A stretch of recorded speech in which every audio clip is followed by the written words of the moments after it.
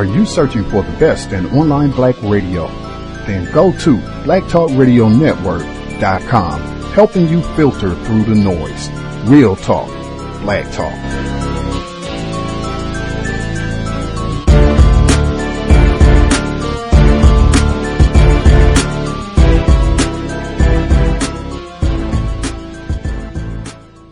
The internet is full of half-truths and all-out lies. We've all seen them, and many people on social media complaining about it. Here's your chance to show and prove. WorldAfropedia.com is a black-owned and operated encyclopedia. There are several thousand articles, but we need help. We can't uncover all the truth ourselves. So please, join us and become a writer, editor, or blogger for WorldAfropedia.com today. Every little bit counts. We owe it to the future generations to put the truth out there. Visit WorldAfropedia.com, the African-centered encyclopedia, a global database of African knowledge for the purpose of bringing about global African wisdom and understanding. WorldAfropedia.com. And Mr. DeSantis, I'm going to direct this next question to you. On live TV in August, on the first day of the general election campaign, you said of Andrew Gillum's run for governor, quote, "The last thing we need to do is to monkey this up by embracing a socialist agenda." Fox News quickly disavowed your words, saying, quote, "They do not condone the language." Now, you called some of this response absurd. You've made appearances at 4 of David Horowitz's Freedom Center events. Again, 4 separate times, 4 speeches. Among some of Mr. Horowitz's statements, quoting here, "This country's only serious race war is against whites." You know, I'll ask the questions. Okay. It's not a McCarthy game, and I'm giving. Yeah. Wait for the question, okay. Sir. Okay. He also said, "If blacks are oppressed in America, why isn't there a black exodus?" Now, in 2015, in your speech before the Freedom Center, you said of Mr. Horowitz, "David has done such a great work, and I've been an admirer. I've been to these conferences in the past, and I've been a big admirer of an organization that shoots straight, tells the American people the truth, and is standing up for the right thing." Those are his words. Here's my question. He had not even made those statements then. Yes, he had, sir. The first statement was made many years ago. I mean, how the hell am I supposed to know every single statement somebody makes? Here's the deal. Let me just say this straight up. I've lived my life, whether it's athletics, whether it's military, whether it's serving as a prosecutor. When I was downrange in Iraq, we worked together as a team regardless of race. We had the American flag on our arm. We wore the same uniform, and we fought for the country. When I was a prosecutor, I stood up for victims of every race, color, and creed. That's the only way to do it in our country. It's something I believe in, and as governor, I will represent all the people. Everyone will get a fair shake. But I am not going to bow down to the altar of political correctness. I'm going to not let the media smear me like they like to do with so many other people. Sir, I'm certainly not going to take anything from Andrew Gillum, who's endorsed the Dream Defenders, which says Israel is an apartheid state, and which says the police and prisons have no place in justice. Mr. Gillum, wait for the applause. And Mr. DeSantis, I'll point out, I wish you would have waited for the question, because I had a question and it's not what you think it is. Mr. Gillum, I'll give you a chance to respond now. Well, let me first say, my grandmother used to say, "A hit dog will holler," and it hollered through this room. Mr. DeSantis has spoken. First of all, he's got neo-Nazis helping him out in the state. He has spoken at racist conferences. He's accepted a contribution and would not return it from someone who referred to the former president of the United States as a Muslim, Nigger.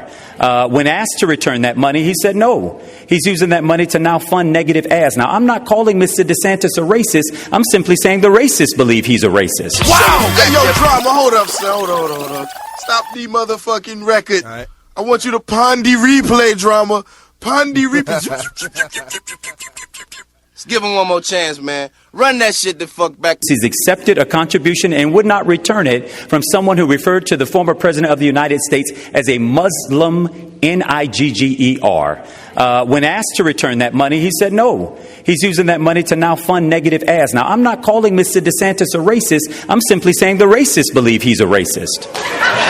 Mr. DeSantis, if I would ask the audience to please let Mr. DeSantis now respond. The conference I attended was keynoted by a Medal of Honor recipient named Clint Romeshay. It was not a racial conference. That is an absolute lie. And I'm not going to sit here and take this nonsense from a guy like Andrew Gillum, who always plays the victim, who's going out and attacking, aligning himself with groups who attack our men and women in law enforcement, attack our military. He still will not disavow the Dream Defenders. None of these things people are saying that I endorse. He endorsed the Dream Defenders, and they endorsed him, and that is wrong. Mr. Gillum. Yes. Yeah, happy to speak on that. So first of all, he continues to attempt to manipulate my record to mean that I'm against law and order. First of all, under my leadership as the mayor of the city of Tallahassee, we hired 50 new law enforcement officers. We connected those law enforcement officers hand in glove with the community through community policing. In my city, we're experiencing a 5-year low in our crime rate. He described in the last debate a city run amok, and the PolitiFact had to correct him on that as well. What Mr. DeSantis shows is he simply has no relationship with the truth. He doesn't have it here as a candidate, and he certainly wouldn't have it as the governor, but we won't have to worry about that because we'll retire him on November 6th and keep it moving. I'd like to move on if we could. 30. I'll give you 30. I'll give you 30, and then I'll give you 30. Give you 30. Context of white supremacy.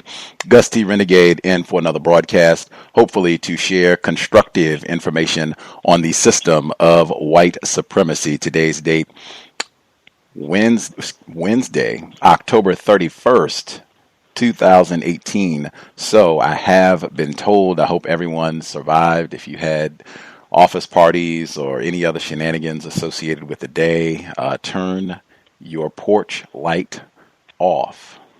That would be my recommendation. Trying to be constructive for the evening. Before we get into any of the information from the debate and lots of really important information, I hope if we have listeners in the Florida area, you should definitely take the opportunity to dial in, ask a question, share your views. But before we get started, you heard the suspected racist white candidate for governor, Ron DeSantis. He accused the black candidate, Andrew Gillum, of playing the victim. Should resonate for a lot of reasons, especially for folks on this program. But just to put things in historical context, we have a historian with us. For the state of Florida, I just want to list some of the victims of anti-black violence. Dr. Harry T. Moore, heard that clip before we got started. Ruby McCullum, we were just talking about her a few weeks ago. All of the black children at the Dozier School in Florida, we talked about that. Antoinette Harrington, she was on the program. Certainly all of the victims of Rosewood, Trayvon. I mean, it would be a long list of victims just in the state of Florida. Mac Charles Parker, lots of them, long list of them. And in fact, you can get outstanding information to document the long history of victims, not playing, documented, established fact, victims of white terrorism just in the state of Florida. Phenomenal book, The Beast in Florida, A History of Anti-Black Violence. We discussed it on the program in 2013. If you are a black resident of Florida, it is mandatory you should have that text in your library. Really, if you study racism, period, just really important book to read and study. His most recent book, A History of Florida Through Black Eyes. Always a pleasure. So glad we could have him back with us to discuss the governor's race as well as the arrest of alleged pipe bomber Cesar Sayoc right in the Sunshine State of Florida. He was allegedly obsessed with Mr. Gillum, candidate for governor. To put all this in some sort of context, joining us once again, historian, author, Dr. Marvin Dunn. Dr. Dunn, you with us, sir? I sure am, yes. Thank you so much for sharing a bit of your evening. Don't know if we disrupted your trick-or-treating plans or if you were going to be doing something else with your time, but thank you so much for coming. It's just as well. I'd much rather be doing this. Likewise. For any listeners, maybe they missed you back in 2013, anything you would like to share with folks about who you are and the work that you do before we get started? Well, I was born in Florida in 1940. I lived most of my life in Florida. My parents were migrant workers. My dad was an orange picker in Central Florida. We moved to Miami in 1951 when I was 11 years old. I eventually went to Morehouse College in Atlanta, and then I was a naval officer for about 7 years. I served on aircraft carriers. And then I went to graduate school at the University of Tennessee for my doctorate in psychology. Following that, I worked for a short time as a school psychologist here in Miami. And then in 1972, I joined the faculty of the new Florida International University. I taught there for 35 years. My specialty was race relations and ethnic conflict. My first book was on the Great Riot of 1980 here in Miami, which was a defining moment historically for this community. And then I've written about race relations since that time, other books, and certainly several articles for newspapers around the country. I'm now retired. I was chairman of the psychology department when I retired, and I'm now working on a book on this campaign, as a matter of fact. Wow, that is amazing. When do you think your book on this campaign will be done? I want to get it finished by the first 100 days of the Gillum administration. I want to give Andrew 100 days to be in office so that we can see what changes he has made, which directions he intends to take the state. And then I'll have the book published and possibly out maybe by the summer. Wow. I'm just doing this, for the drama of it all. If I were a racist, I would accuse you of being uppity, Dr. Dunn, and say, wait a minute now. I am uppity. Whoa, slow down. You wouldn't be the first one to make that accusation. And I don't take offense because it's true. Okay. I can get uppity. Don't let me get uppity on you. Okay. So, uppity Dr. Dunn, how dare you go ahead and presume that Andrew Gillum is going to be the next governor of Florida? What happens if Ron DeSantis is victorious? Well, the book would still be needed because history is being made as we speak. No black person has gone this far ever in Florida politics. So even if Andrew is defeated, the fact that this race happened at all is worthy of historical note. But that will not be the case. We have every reason to believe that if things continue as they are, he will be victorious. He remains ahead in the polls. We've seen no polling that has put DeSantis ahead of Gillum. Although, one has reason to be apprehensive about polls since we had a very surprise election for president a couple of years ago. But I think the indications that I'm seeing around Florida, I've never seen anything like it. And as I said, I grew up here, spent most of my life here. I've never seen this degree of excitement, not just among black people, but of course among African Americans. Any place you go, this man is a rock star. In fact, the title of my book is Black Star Rising, How Florida Elected Its First African American Governor. So he has taken hold of this state in a way that I have not seen done by any politician. His reach goes well beyond the black community. Keep in mind, Andrew Gillum could not be elected governor if every black voter in Florida voted for him. He needs support from the white community. He needs support from the youth vote.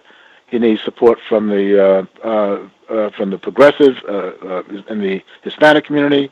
He has to carry a very broad sweep of support in order to win this race, and he appears to be doing that. He has gotten the endorsements of most of the major newspapers in Florida, including the Miami Herald, the Palm Beach Post, the Tampa Bay Times, and others, because people see this man for what he is. He is the new generation of black politicians in this country. And once we get him ensconced in the governorship of Florida for a couple of terms, we're going to be looking at Washington for this man. Wow. High ambitions for Mr. No, he is, Andrew Gillum is Florida's Obama. We have our own homegrown Obama in this man. And we think we can take him far. Right now we need him to win this race and show the country what kind of leadership he can provide, and particularly how he can bring the state of Florida together. And we are as fractured in this state as any other state in the union at this point. And we now have a candidate that has the ability to reach out across racial lines and ethnic lines and bring people into his fold. Now, mind you, there will always be some who will never join Andrew, who will never join in this great effort. Mr. DeSantis has the far right wing of the political body politic in Florida behind him. Of course, he has Mr. Trump behind him, and that's no accident. He speaks Trump's language. He plays by Trump's playbook. He even had his child in a commercial, a very young baby of his, in a commercial early on in the race, reading to him from the Trump book and stacking up play blocks to build the wall that Trump talks about. So we know the cloth from which Mr. DeSantis is cut. And I don't mind saying I'm not approaching this book or this campaign as a nonpartisan. I just came in an hour ago from campaigning on the street for Andrew Gillum. So I'm biased against Gillum, for Gillum, excuse me, and I readily admit that, proudly admit that. Context of white supremacy. I definitely want to get your thoughts more on the race and certainly what happened with the most recent debate. But I just wanted to go back to one thing that you mentioned in your introduction. You talked about being a native of Florida and your parents working in an orange grove. And that reminded me of one of my all-time favorite books, top 5, Isabel Wilkerson's The Warmth of Other Suns. And she has historian, I told you.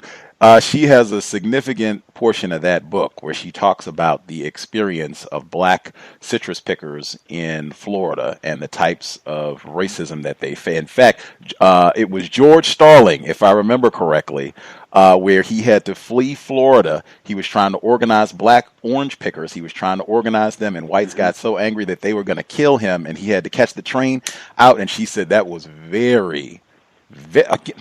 victims, not playing the victim. Go ahead. Yes, I don't want to go too far afield. I'm glad you mentioned that because the first major civil rights case that I became involved in Florida involved black orange pickers in Central Florida that worked for a very large citrus company named, I won't name them, but it was one of the largest citrus growers in Florida. And all of of course, orange pickers were black and all the supervisors were white.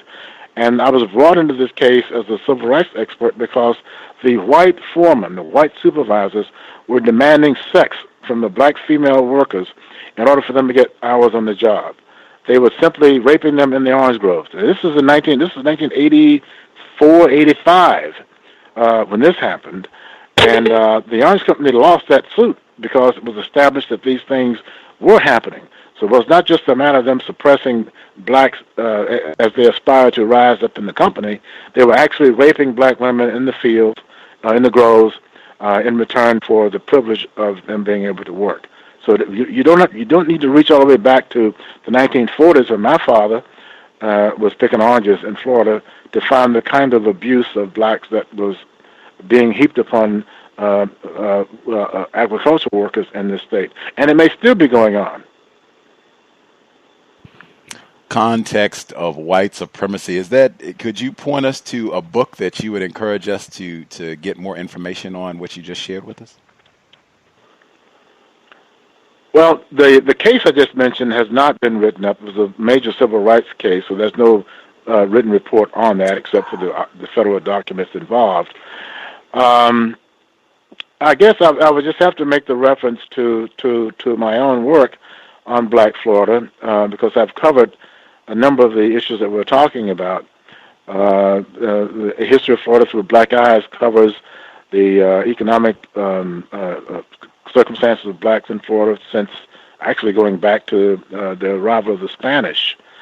So I guess I would ask people to begin with that.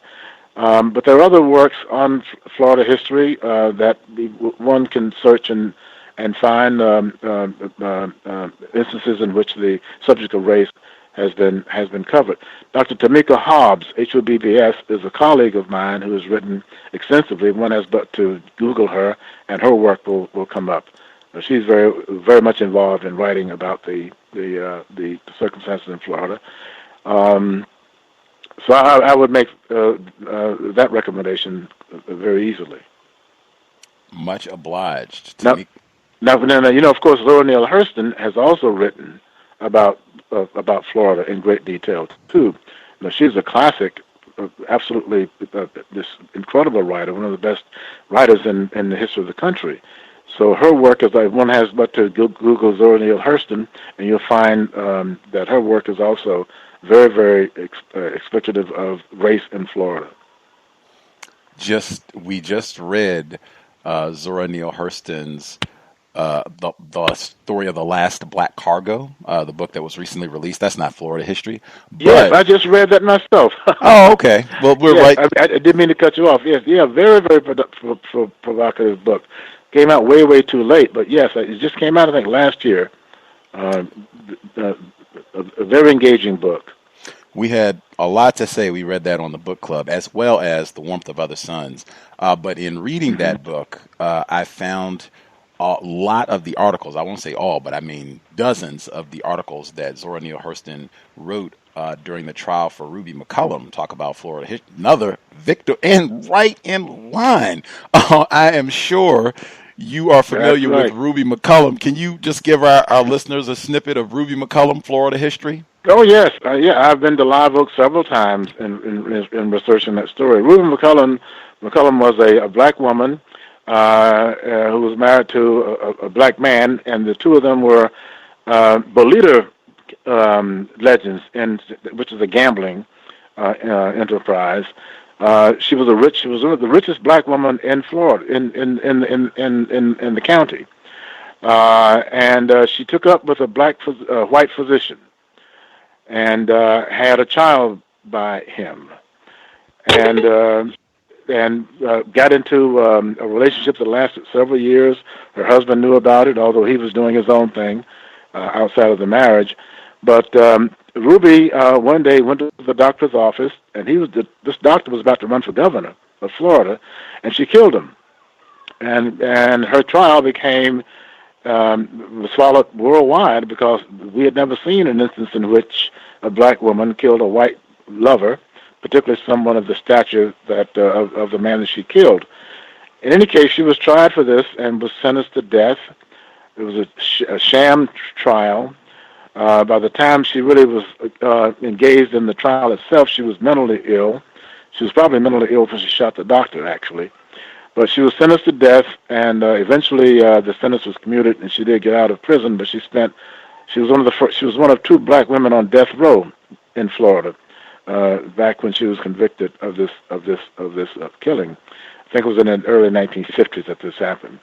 And she eventually got out of the mental institution, was discharged from it, lived the last few years of her life with her family, and then passed on. Zora Neale Hurston, you talked about the global attention that case attracted. Zora Neale Hurston covered that case for the Pittsburgh Courier and wrote dozens of articles about the trial and her story. It's fascinating information. I tried to download as many as I could and put a file online just a few weeks ago to share about that. I had never heard about it either. It was fascinating. Florida history, I said, it is so rich in terms of studying, understanding the history of white supremacy. And that's kind of the reason that I'm bringing all of this up in context, to get a better understanding of this governor's race. And you said the hit worthy of a book, of Mr. Gillum even being in this position in the state of Florida. Why I would have some apprehension, even though I'm glad that you have that optimism, confidence that he's going to be victorious. But I do have some, suspicion that some of these whites might not be being truthful about who they're actually going to vote for. What did you think of the most recent debate? It took place last week. That was where the sound clip from the introduction for the program came from. Racism came up quite a few times. Mr. DeSantis was asked about his comment about, let's not monkey around and elect, Mr. Gillum, have him in office, as well as some of the speeches that he's gave, how some of these racists basically have been supporting his campaign. What stood out to you from the debate?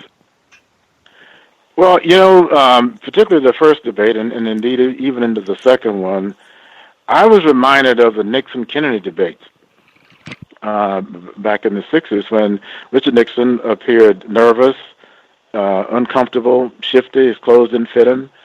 He had trouble directly answering questions, whereas Kennedy was smooth, suave, on point, never appeared to be riled, and had makeup on that made him look as handsome as he was.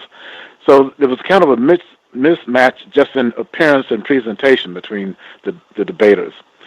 Then Mr. DeSantis had the problem of being unable to answer questions directly in both debates. It was very difficult to get him to stay within the rules of the debate itself, and he danced around some of the most important questions that were put to him. That's necessary in his case because DeSantis is running on Donald Trump. That's all he has to hang on to, and many of Donald Trump's policies do not resonate with a great many white Floridians, not to mention black Floridians. So the things that Donald Trump has stood for example, killing Obamacare and being opposed to insurance coverage for people with pre-existing conditions, those kinds of things are anathema to a candidate in the state of Florida. Given the age of our population, given the number of retirees we have here, health care is a major issue, and it's a big problem for DeSantis to address that. Gillum has no problem addressing it because we know what he wants to do. People can question whether he'll ever get the money to do it or whether the Republican-controlled legislature will cooperate with him, but his agenda on health care is very clear. So on that issue alone, the main issue in the state of Florida, DeSantis is at a disadvantage because of his association philosophically and politically and even emotionally with Donald Trump. So I thought that, and again, I watched it with a certain degree of bias, but I tried to view it as balanced as I could. But I clearly felt that Mr. DeSantis lost both of those debates, and that Mr. Gillum won them fair and square. Did our current president, Mr. Trump, because you said DeSantis, and I would agree, I've read multiple reports, I don't think this is just you, many observers of the Florida race, and this has become a big national deal, have said that Ron DeSantis is pretty much in lockstep with Donald Trump. He pretty much agrees with all of his policies and everything that he can to support Trump. I'm going to ride his coattails to the governor's house.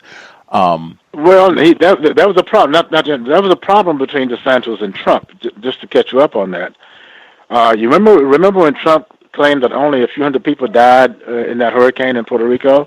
Oh, right. And we knew that actually several thousand people died. Well, that caught DeSantis in a bind because there was a lot of Puerto Rican voters in Florida who were offended by Trump's downplaying, minimizing the deaths in that event. And Ron DeSantis came out and publicly disagreed with Trump on that. And Trump disavowed him at that point, said he was not going to come to Florida to help DeSantis. Parenthetically, he was in Florida today, campaigning for DeSantis. But he felt that DeSantis was disloyal to him because he did not toe the line on the question of the number of people who died in the hurricane in Puerto Rico. So they have been at somewhat odds in the last several months. But Mr. Trump realizes that Florida is critical to his re-election hopes for 2020. He must have Florida. He cannot afford to ignore the governor's race in Florida. So he's here. They've made up. But DeSantis did take issue with Trump on the question of the number of deaths in Puerto Rico from the hurricane. Absolutely. I think the report that I read were several where they said that these folks, Mr. DeSantis and President Trump, together in alignment, they had two issues where they agreed. That was one that was listed, but pretty much everything else, DeSantis has been absolutely on the party line. But correct. There was one thing. There was one thing specifically with this. Did Trump win the state of Florida? Did he get those 29 electoral votes in 2016? Yes. That's why I kind of I'm hopeful, I'm hopeful, but I'm still a little suspicious because I've seen this pattern before where it looks like whites are not going to go with the Trump, like it's no way, and then they do. Like with your caution is well deserved. I don't wish to be overconfident. I don't talk here locally about my comfort level with what's going to happen, because I would not want voters to believe that this thing is in the bag. So you're right to have reservations about this, and you're right about white people who you think we're going to vote one way, and when they get in the voting booth or fill out their ballots, they vote quite a different way. But it's a different chemistry in the country right now. There's a different chemistry in Florida right now. It's toxic. It's savage. It is as brutally racist as I've seen it in my lifetime. And then beyond that, it's divided in terms of class, economic conflict in our state. So this is not the same Florida that Trump won when he ran for president the first time around. We have been, I think, savaged by the Trump presidency, and I think whites in Florida have been among the victims of this presidency. And we go back to my original point about health care being the main injury to Floridians as a result of the Trump administration. If you could give us like explicit detail on that, you said where whites have been victims of this. Yes. Consider now Florida is a retirement state. Mm-hmm. We have an older population in Florida than you'll find in other states in the Union. We have a retirement community, and we have major retirement communities, particularly in Central Florida and in South Florida. We have an aging population in Florida, and these folks have health issues. They have pre-existing conditions that the attempts to kill Obamacare place those health coverages in great jeopardy. People lost the comfort of knowing that their health coverage was going to be there as they aged even more so. So health care in Florida is a more potent issue than it is even in the country. And right now it seems to be the main issue in the country itself. And that touches on all races in Florida, not just black people. It's an issue even with the Hispanic community, where we have an aging Hispanic community here. Not to diminish the fact that we have a Republican Cuban American segment that's very strong in South Florida in particular.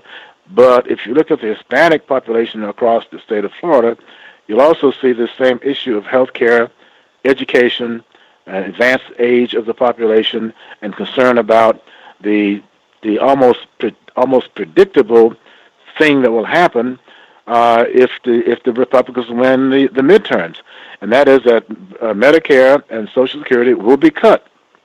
Mitch McConnell, the president of the Senate, has told us that. The minority leader of the Senate has told the country. It sort of slipped out a couple of weeks ago. They intend to cut back on Medicare and Social Security. They see themselves as having to do that because the deficit is climbing. Trickle-down economics didn't work. They thought that by giving the big businesses the huge tax cut that they got, that money would pump back into the government's till, and that has not happened.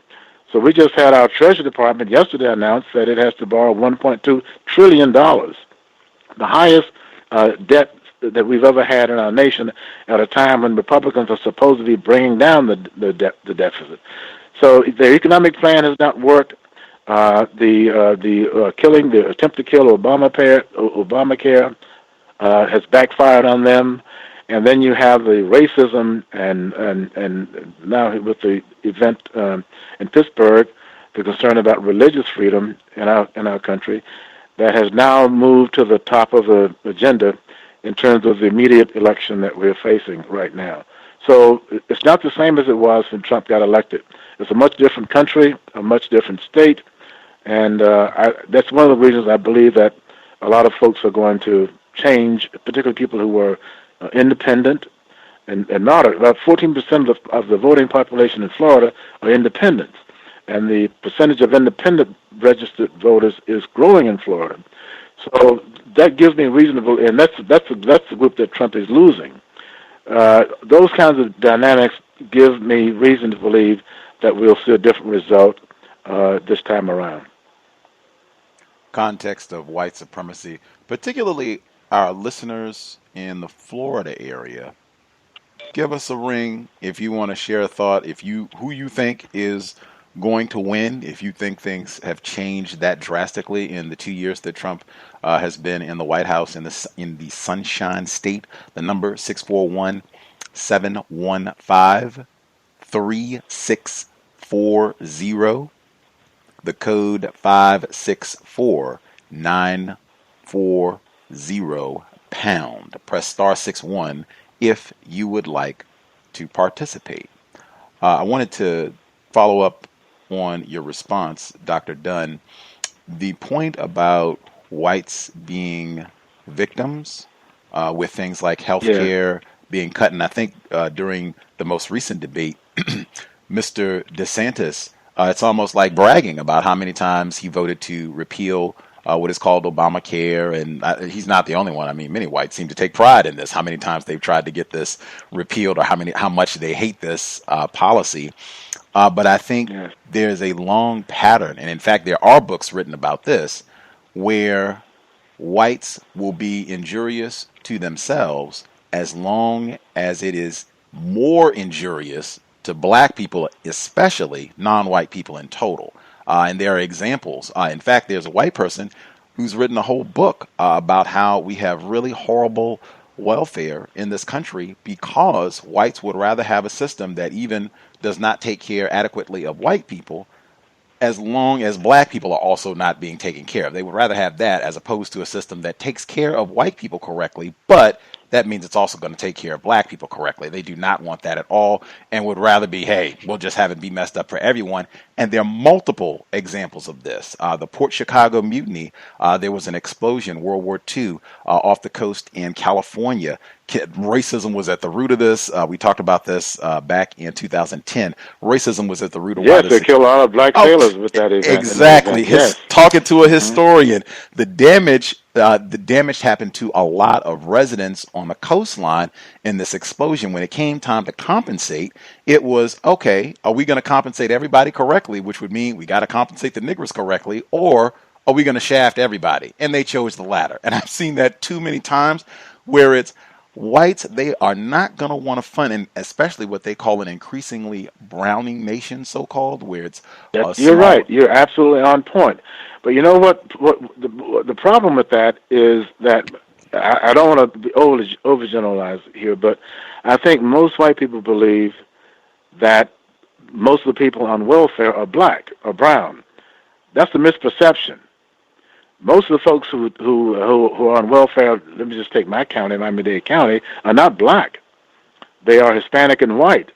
And I think this tends to be the case across a great part of the country, where you have a majority of white people receiving public benefits, but that fact seems to be invisible to whites who see the black welfare cheaters, the black women having babies out of wedlock as a way of bilking the state and the federal government. So there's a misperception about where public assistance goes. And if you look at what happens with public assistance in housing, health care, child support to children, the majority of public support goes to people who are white. Most of the people in this country who accept public assistance are white people. That is true. I think, at least my view, I suspect that most whites, they're aware of that. I think they just practice racism by promoting that lie just to, brand black people as exactly what you said, lazy, cheats, they don't want to work, and they just want to live off the dole. I think they just practice racism. Exactly. Straight out of slavery. Exactly. It reaches all the way back to slavery, where white people perceive blacks as lazy. They won't work unless you make them work. They prefer to take a handout rather than earn something. It's amazing. I didn't mean to cut you off. I'm sorry, but the historical residue of slavery has been translated into our modern culture in ways that people don't recognize. And you just put your finger on one of those, and that is the perception that black people would rather be given things by white people than earn them on their own. Absolutely. The other point, and this was a key, I guess, topic that I wanted to address. I even heard this early this morning. I was doing my AM yoga, as I always do, and a black female, she said that she felt things have changed. She said exactly what you just said. Things have changed. It's such a different climate with Donald Trump that this is allowing for things like what happened with the synagogue shooting. She did not mention the shooter in Kentucky last week who killed 2 black people and went to a black church beforehand. And like the pipe bomber who was arrested in Florida, it's allowing for things like this to happen. And I stopped.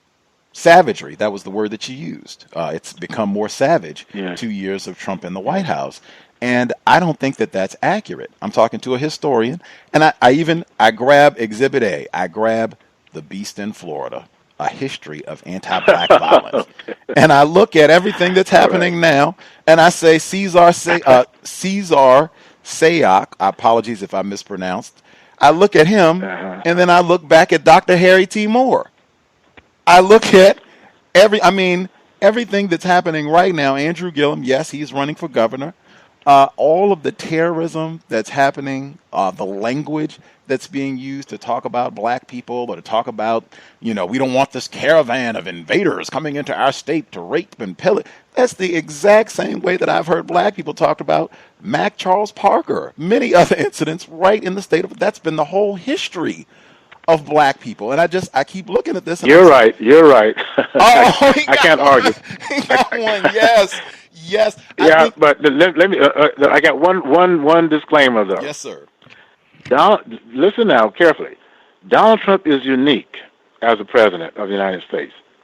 He is a unique president. We have never had a person abuse presidential power in the way that this man has in just 2 years.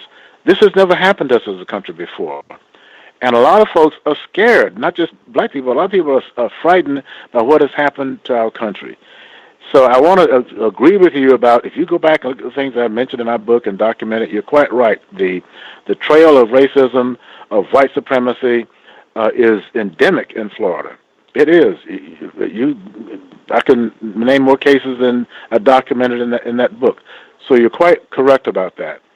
But I do want to make the point that in the modern era, in the Obama period and now into this current president, there were changes in the country.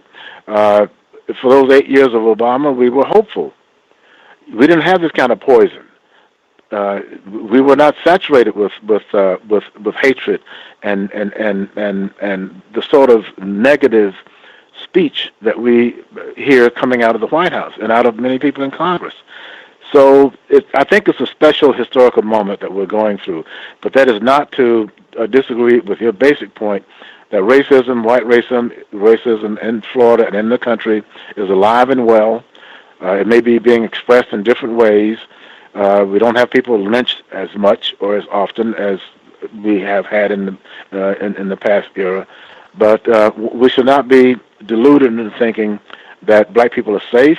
I was out campaigning just I take my Gillum signs out and park along a busy street here at rush hour time. Just did that a couple of hours ago before I came in. You know what happens when some white people drive? I'm just standing there by myself with my signs, just sort of waving at traffic. When the traffic slows down and the cars stop right where I am, the white folks let their windows up. What is that? Like I'm going to jump in the car? I'm trying to get this man elected, and I see the black folks let the windows down and yell, "Hey, Dr. Dunn!" And I don't mean to overgeneralize. A lot of white people honk and wave too, but it doesn't take but a few people doing that to make you realize that a lot of white folks are afraid of me. I'm a 78-year-old man. What the hell they got to be afraid of me for? But you put your damn windows up. I'm just trying to get a man elected to governor. Y'all letting the damn windows up. If that's how they're Don't responding, get me started now. if that's how they're responding to you, a 78-year-old with a doctorate, although uppity, I just say, wow. Mr. Gillum, Mr. Gillum is young and virile and handsome, as you said. Like, oh my, like I don't know. I might have to put a few wager on Mr. DeSantis. But one point that I did want to get in, I thought one point I think is so important. The reason that I think it's accurate and it's significant that it not be said that this environment is so different and the racism that's being expressed now is somehow different. One, because there is such a long history of anti-black terrorism, anti-black violence and white terrorism, not just in the state of Florida, but in the entire world. There's such a long history of that. And even with the rhetoric, correct. I do, and I'm in Washington State, so I'm in a totally different part of the world than you are. But even when President Obama was in office, I remember whites in Congress yelling, "You lie." I remember little children on the bus in Oregon chanting, "Assassinate the president." Carol Anderson's book, where she documents it was an unprecedented rise in death threats against the president, and they had documented it was an unprecedented rise in hate groups and hate activity during those 8 years in office, which is why I'm saying I don't see when people talk about it's like, wait a minute, did you all just watch President? What did he say? Muslim Nigger. That's what I watched for 8 years. I didn't see 8 years of hope. I saw excuse me, I saw the same thing that Dr. Frances Cress Welsing saw, because you talked about being surprised about Trump being elected. Before her passing, she was not. Dr. Welsing saw the same thing that I'm talking about, and she said, oh yeah, Trump is going to be president. She said that in 2015.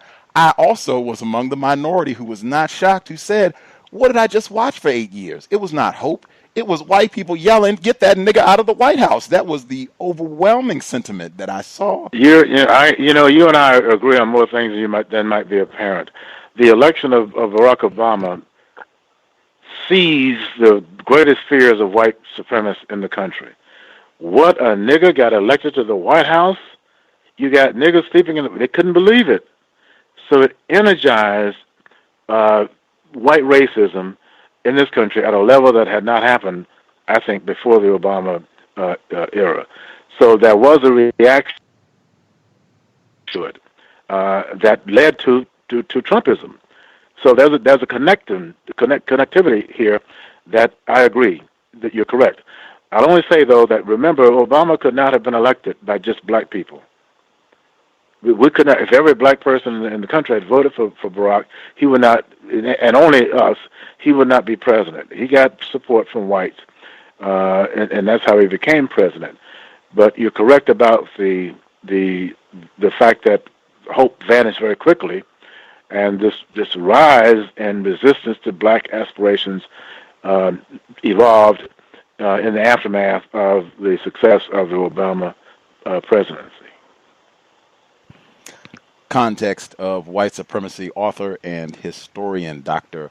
Marvin Dunn. Or it's not that I forgot, I've been mentioning him, but also think it's important right in the state of Florida, and it's right connected to the governor. It's connected to everything we've been talking about, even though his name has been said, Mr. Cesar Sayoc, everything we've been talking about.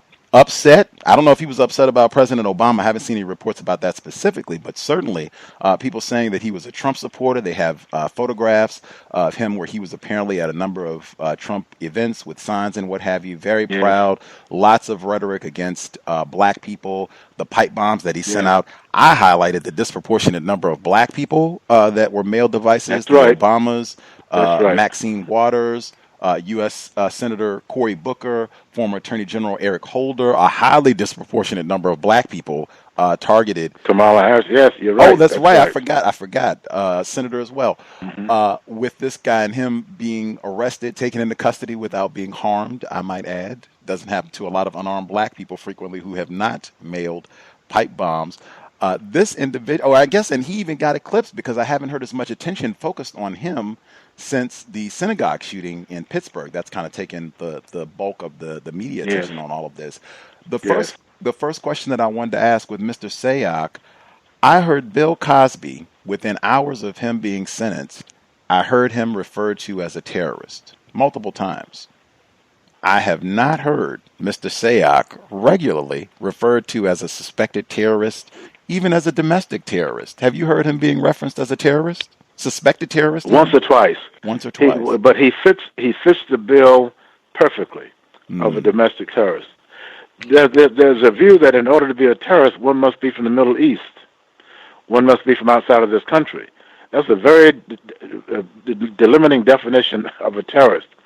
I think the terrorists that we need to be concerned about in America live among us. And this guy is just one example, as was the man who went into that temple and shot those people. The most dangerous Are you there? Oh, yes, sir. Yes, sir. We can hear you. The most dangerous. Yeah, maybe someone was trying to call in on this line. I was trying to make the point that I think Americans face far more danger in terms of terrorism from people right here in our own country than we do from people who come into the country to commit terrorist acts. They had last summer, they had an FBI report about black identity extremists, and they cited a number of different cases where a single black person had allegedly attacked law enforcement, and they said that this was something that we should be paying attention to see if there could be a rise in this type of activity.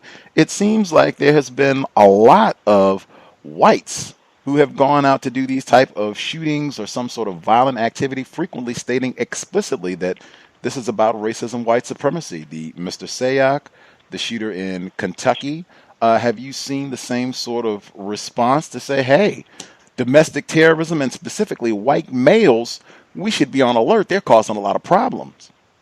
No, what you're saying is massive denial. The refusal to accept the fact that a white man, white American male, could be defined as a terrorist. There's a reticence to do that. People are much more comfortable defining terrorists as being from the Middle East. There's a rush to do that when it comes to blacks. Remember the Black Panthers, how they went after them as defined as terrorists? There's no hesitancy to accuse organized black resistance as terrorists and to stick the FBI on them or other kinds of ways of seeking them out and punishing them. But you're quite correct in noting that there is a hesitation to describe these people as terrorists, and that's precisely what they are. We're suffering from the hands of homegrown terrorists, and there are a lot more of them out there. And as a psychologist, I must say the likelihood of copycat or copycats emerging in this era, particularly if the midterm election goes bad for the Republicans, I think we face the possibility of even more of these acts being perpetrated by white males in the post-midterm period. So by just making sure I understand you correctly, you say by the midterms going bad. So if you're correct, Mr. Gillum wins, he first black governor of the state of Florida, you think there could be more Mr. Sayocs, more white males committing flagrant public white terrorism?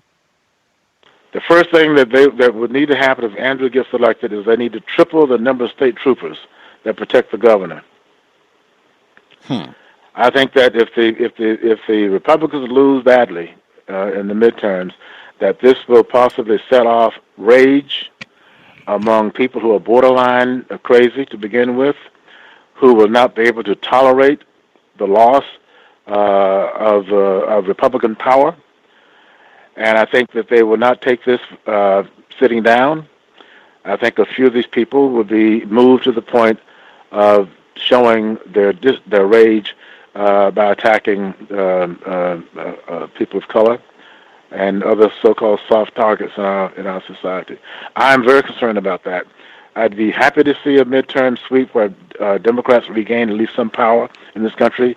I would love to see Andrew Gillum elected governor of Florida, but there's a risk that goes along with this, and it is that it will stir up these sick, dangerous people who will be moved to act in ways that will surely be very dangerous, especially to very high-profile black people like Cory Booker, like Kamala, like the folks who were targeted by this man with these pipe bombs. You're right next door to Georgia. It could be history all the way around in southeast U.S. with Miss Abrams if she becomes first black female governor in Georgia. And you seem super confident that Mr. Gillum is going to be victorious in Florida. So you're saying you think do you think Miss Abrams, do you think she'll win in Georgia? I'm a little bit less comfortable about that. The margin of lead that Gillum has in Florida is not matched by the governor in the race for governor by Stacey. So it's a closer race.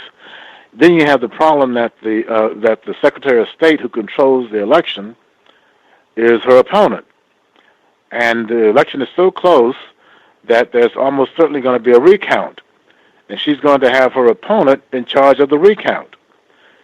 So there's a situation in Georgia that is extremely sensitive and very difficult to predict in terms of that race. I've only seen one poll where they were within 1 point of each other. Oh, that's bad for the Republicans for a Democrat to be that close, much less a black woman. But Gillum has a more comfortable lead in Florida than she does in Georgia. Plus, as I mentioned, her opponent is going to be the one who gets to count the votes for the recount. Wow. We have a lot of listeners in the Georgia area as well. We'll be keeping an eye on what happens there. There was an audio segment where they were giving more details about what they suspect could happen with the Sayoc case, and even talking about this is a white male who had a history of arrests and problems with enforcement officials. In fact, they said he had violated the conditions of his parole like multiple times. Like he perhaps should have even been in public circulation. Maybe he should have been in greater confinement before he even got an opportunity to engage in any of this terrorist activity. This is a report. It's given just a little bit more detail. Just be attentive to the words that are used. We'll be right back. Dr. Marvin Dunn. This is the context of white supremacy. This morning we've been talking about the shooting at the Tree of Life Synagogue, but this past week also saw 14 package bombs sent to prominent Democrats and critics of President Trump. A man has been arrested in that case. Cesar Sayoc is being held at the Federal Detention Center in Miami. For the latest on this story, we turn now to NPR's national security correspondent Greg Myrie, who is in neighboring Fort Lauderdale, Florida. Good morning. Good morning, Lulu. All right. So he's been arrested. What should we be looking for on the legal front? Well, we expect Sayoc to go before a federal magistrate on Monday here in Miami. It's probably going to be a very brief appearance, though he may enter a plea for these 5 federal charges he faces. And then we expect that he will be sent to New York, perhaps fairly soon. New York it seems, will be taking the lead in the prosecution here. Are there any new details on the investigation? Well, there have been no new explosives in the mail since Friday when he was arrested. So that's perhaps the most important point. Still the question, how did one person living out of his van with no resources make all these explosives and put the nation on edge? CNN has reported, citing a source, that he apparently was making them in his van, and there's no sign he had any other help. Are we getting a picture of how he became this extreme? Yeah, there was this dramatic shift in 2016. He had a very troubled life, lots of arrests, but he wasn't political. He, on social media where he was very prolific, it was about things like soccer and bodybuilding and nightlife. And then 2 years ago, all this anger, and political anger starts coming out in social media. One thing really struck me. He, as we know, lived in a van, and he hung out sort of on the southern edge of Fort Lauderdale. Lauderdale.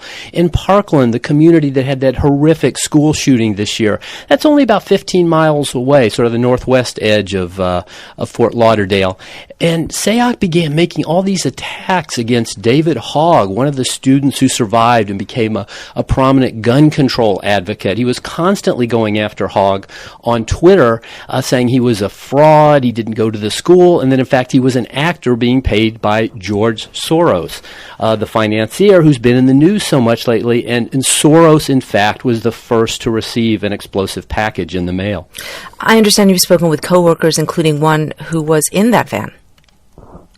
Yeah, Deborah Garagian was a manager at the New River Pizza, where Sayoc was a delivery driver. And she says they got along. He was reliable. He gave her a ride home one night when it was raining, and she noticed all these dirty clothes and food wrappers. But she said he also openly talked about saying that gays and Jews and blacks should be eliminated. Here's what she said about his political thinking. We would start talking about Hitler. He loved Hitler. And we should go back to that society with Hitler. That's NPR National Security Correspondent Greg Myrie. Thank you so much. Thank you, Lulu. Dr. Frances Cress Welsing encouraged us to study Nazi Germany, the influence of Adolf Hitler. What I thought was pretty much every segment that I've heard about Mr. Sayoc has been fascinating. What really stood out to me in that segment was that they found this coworker who can say, oh, he was great, he gave me a ride home, he was a nice fella, loved Hitler, talked about how blacks should be killed all the time, but he was an all right guy. Like, that sort of normalization of white terrorism where you can even be in a work environment and present those sort of views and you remain employed, much less an employee in what sounds like good standing. Did anything stand? One, you can let me know if I'm talking crazy, Dr. Dunn, and then two, did anything stand out from the segment? Well, the ease with which it's possible for people like this to hide. I think people kind of expect someone who would who would commit an act like that to be a raving maniac, that we will see signs of it ahead of the event, that we should be able to red flag someone who would go into a school and shoot and kill kids, or who would go into a synagogue and kill people. That's a myth. It's very easy to hide this level of sickness. What? Oh, I'm sorry for interrupting. I was just thinking he worked at a restaurant. Like, did black people eat there? I apologize. Well, they probably spit in their food if they did. I'm not being ridiculous in saying that. But back to my point about how there's an expectation that crazy should be visible. And as a psychologist, I can tell you crazy is not normally visible, at least not this kind of crazy. Yes, schizophrenia is visible. We know folks who are suffering from certain kinds of mental disease. But the kind of rage, the kind of racism, the kind of mentality that this man has, both men who in these incidents we're focusing on, they don't show that they're dangerous. And even the glimpses of them that we get that would suggest that they are dangerous tend to be dismissed, particularly if they're white, and behaving in other ways that appear to be normal. So that is one of the reasons that I'm particularly concerned about copycats emerging, about the likelihood if the Republicans lose the power significantly next week, that we will see more of these people who have hidden themselves quite effectively in our society emerge and do horrible things. Wow. I guess the view that I want to make sure that I get across to listeners on this is, number one, I keep mentioning her name, Dr. Frances Cress Welsing. She spent time with us in 2012, and she talked about in Racial Matters. She was a general and child psychiatrist.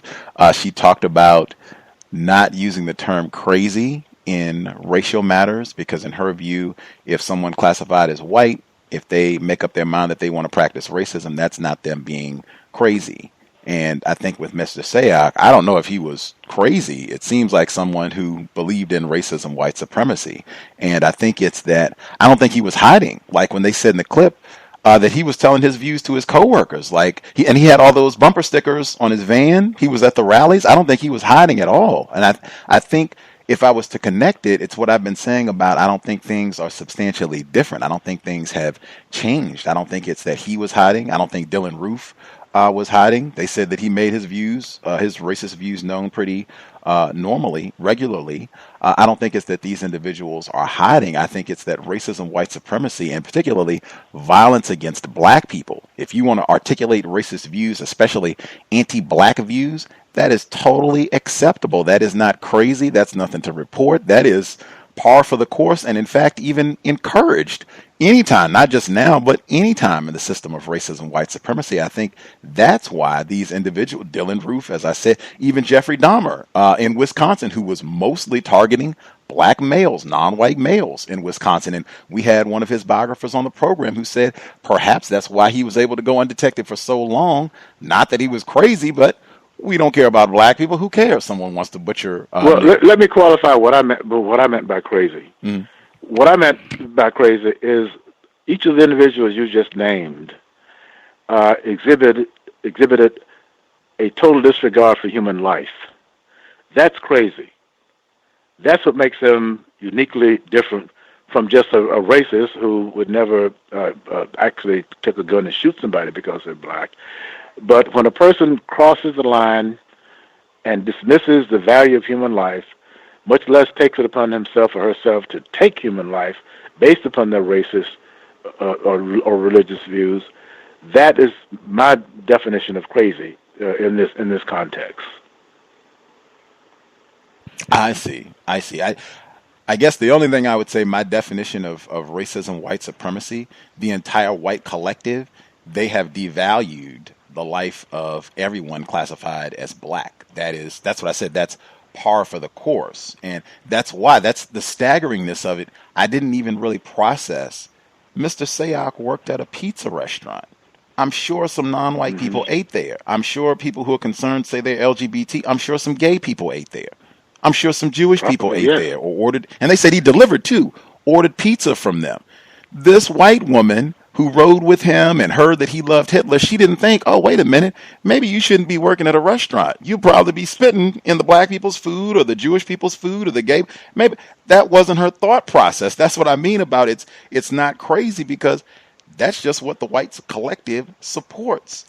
He wasn't fired. He wasn't unemployed. If you were a black person, if it had been me or you being uppity on the job, talking bad about white people, you would have been fired. I would have been fired. She would have been on there talking about what a, swell fella that we were, even though you were, on there. I don't even know who the comparison would be for Hitler. I don't know.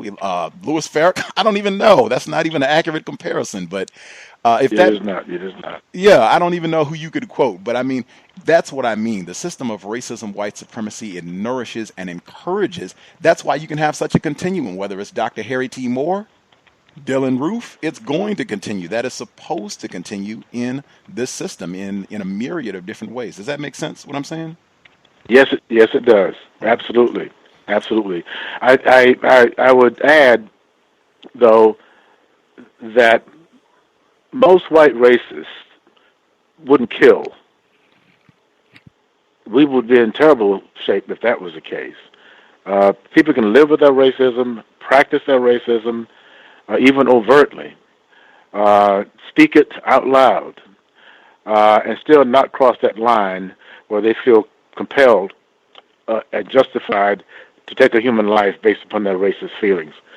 Most racists are restrained behind that line. Now, circumstances can change in a society where more people feel that it's appropriate and even necessary to do that. And as you look at the browning of America, I don't have a lot of trouble seeing more people who are white, who are racist, moving across that divide that I have given to you as my definition of crazy. People who feel threatened, surrounded, who feel that the world as they knew it is being lost, can feel that in order to save themselves and their fellow whites, that they have to take action that would end up with the lives of black people or Jewish people or some other minority being taken to make their own psychic fit their sense of reality. Context of white supremacy.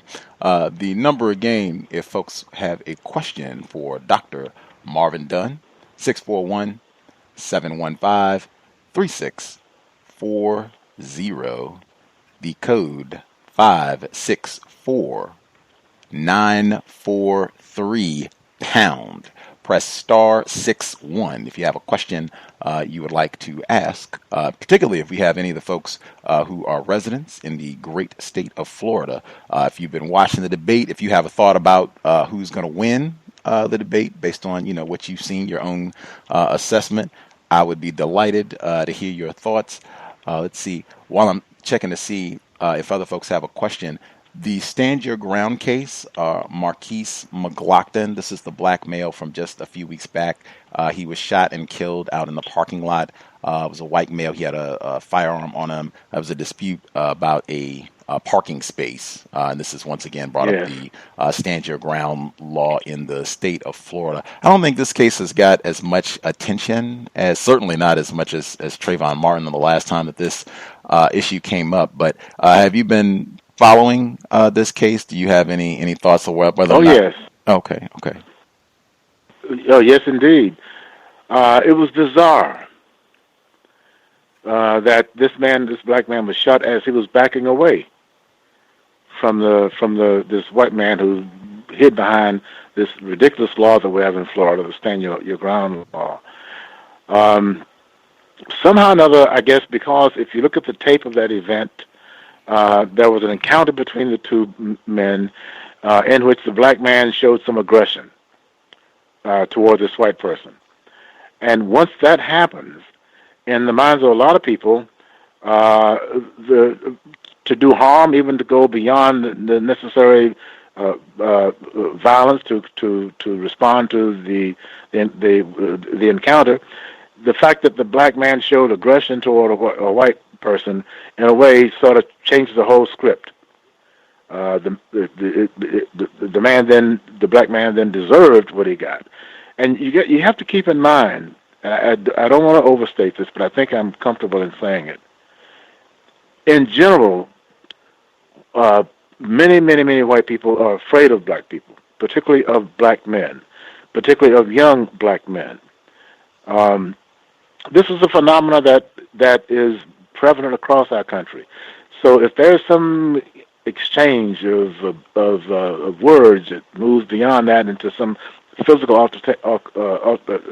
encounter, the black person is going to be seen as the aggressor, as deserving of what he got, and I think the courts have sort of recognized that. But we see this certainly translated in the cases where we have white police officers shooting black males. You would have a totally different dynamic if it was a white officer shooting a white person. There is a fear of black males that has been endemic in American society since the first slave ship arrived. You got to keep in mind that the men who were brought to this country initially as slaves were not weaklings. They didn't go to Africa and get the weakest, sickest guys that they could find. They've got the biggest, strongest, youngest black men they could capture or buy and brought them into a white society in the South. And what does that do? It sets up a dynamic for black men to be seen as dangerous, as animals, as apes, as having to be kept in check by white power and white violence if necessary. I don't think that particular psychic has changed all that much in our society today. It's a throwback all the way back to the arrival of the first black men into white society in this country. What's your response to those who say, hey, Dr. Dunn, I don't think that white people are scared of black people at all, that white man who killed Mr. McLaughlin, that he was not afraid, that he just wanted to shoot a black person, that I don't think when Trayvon Martin was shot and killed, that was not fear. That was just, hey, I want to kill a black person. I got my gun. Bang. That they just used that fear as an excuse to justify. It might have been hostile to it. It may not necessarily have been just one thing. You may be quite right about that. It may have been beyond just fear, but to the point of how dare him? How dare you, as a black person, have the nerve to show any sign of any degree of aggression towards me as a white person? So you're distilling it down to that possible element being involved is, I think, appropriate as well. As I said, I think with that case, I don't think it got as much attention from putting that sort of historical lens on it, where this was a black male who had the audacity the camera shows he's aggressive to shove a white person. Do you think same thing is going to happen? Do you think it's likely that he's going to be exonerated? Well, I think initially he was exonerated, and I think there was such public pressure that the authorities took steps to try to hold him accountable at some level for what he did. But it doesn't remove the fact that initially there is this view that it's justified to show aggressive action, even to kill a black male who has the nerve to exhibit any degree of aggression towards a white person. That's something that we live with. Even a white person considers himself or herself to be not racist or to be a fair-minded person, let them meet a black young male on the street at night, meeting them, and see what kind of reaction they'll have. If they'll cross the other side of the street or hold a purse closer to the body or expect some affront from a black person. Even people who think that they are beyond these kinds of feelings. So, we have a long way to go to remove this racist poison from our society, even among people who think that they are beyond it. I wanted to make sure I took advantage of the opportunity having a historian with us.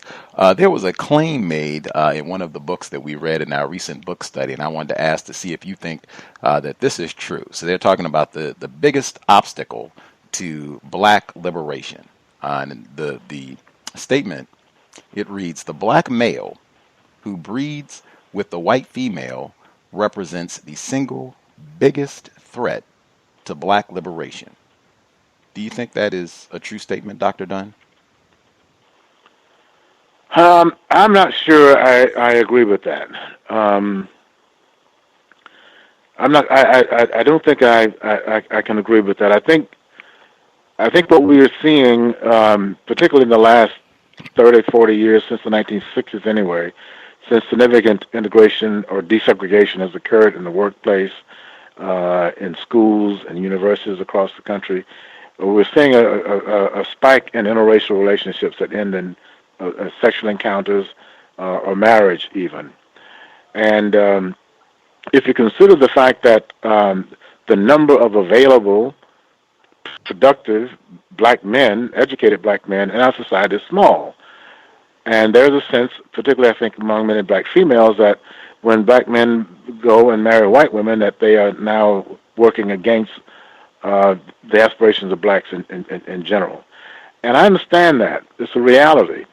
But we pushed to go to the same schools as white people. We pushed to be on the same jobs as white people. And interracial relationships were and are inevitable in light of these changes in our society. So I don't think that's the biggest threat to black liberation. I think the biggest threat to black liberation is the number of black children who are being reared with the absence of black fathers, or black males having a prominence in their lives. Of course, there are a lot of reasons for that. But my current work, as a matter of fact, is with most of my clients are black men on death row in Florida. Either they're on death row or they're heading to death row. They've committed capital murder. And my role as a psychologist is to try to find a psychological basis, for the state not to execute these men. Notwithstanding the fact that the way in which the laws are applied, the black males are much more likely to get the death penalty than our white men. But as I've met with my 35 or 40 or so clients over the last 10 years on death row or in the jails heading to death row, I have found that this is a pernicious issue.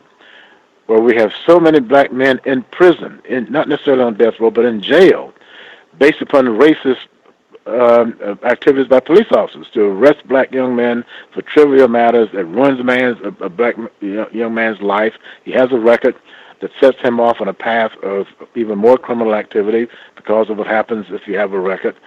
So I'm very concerned about the dilution of the black breeding population because so many black men are not available because they are in jail, in prison, and are not likely to come back and be able to sustain and support their families. That to me is the biggest threat that we face. We have got to find a way to sustain the black family in the reality and of the absence of so many black men in the presence of their children. If we can somehow or another manage to reorganize the black family where the black female has more support and help, where black men in particular are more available as mentors, even temporarily involved in the lives of black boys especially, I am much more concerned about that as being the greatest threat to black aspirations in our society.